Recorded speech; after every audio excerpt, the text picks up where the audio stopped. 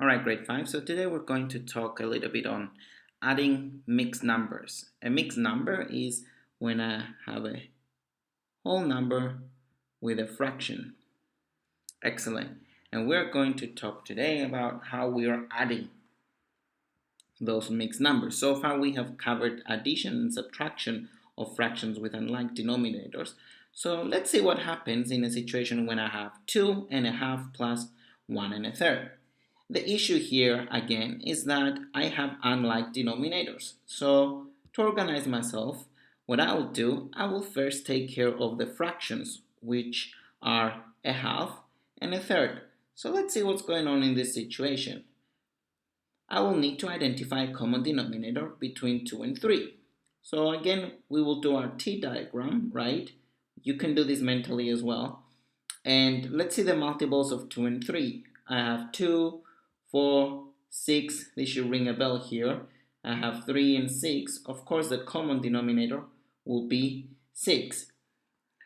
We also mentioned that in order to identify a common denominator quickly, we can just multiply the denominator. So we can do 2 times 3, which is 6. However, in other situations, this might lead to a very big number.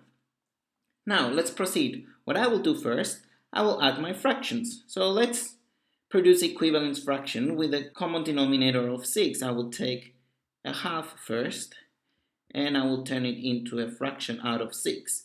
So how many times 2 to become 6? This is 3, so I need to multiply my numerator by 3 as well. Now let's take a third. 1/3. How many out of 6?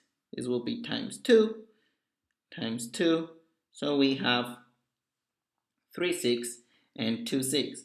Now, going back to my original equation, I have 2.5 plus 1 1/3. Let's go and replace with our new fraction. We have 2 and 3 6 plus 1 and 2 6. What I'm going to do first is take my whole numbers. I have 2 and 1. So 2 plus 1 gives me 3. And then I will take care of my fractions.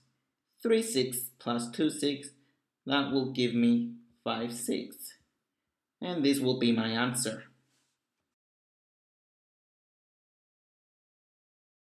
Alright, now I'd like us to take a look at a different situation and see what happens. We might have 2 and 5 6 plus 2 and 4 6. Well, in this situation, we're very lucky as our denominators are like. So let's follow the approach from the previous equation. What I will do first, I will take care of my fractions, which is 5 6 and 4 6. So let's go and add them and see what happens. I have 5 6 plus 4 6, which gives me 9 6. In this situation, I notice that I have an improper fraction where the numerator is bigger than the denominator.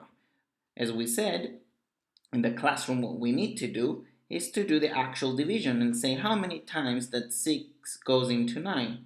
The answer will be 1, and we have a remainder of 3, and of course our denominator will stay the same.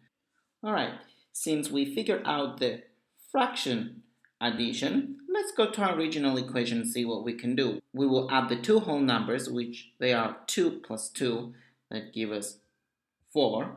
But we also have a fraction here that we need to take care of, was 1 and 3 out of 6. So 4 plus 1 gives us 5, and we have 3 out of 6. I can even go further and simplify 3 6 by dividing both numerator and denominator with 3. And that will give us 5 and 1 out of 2. And this is our final answer, 5.5.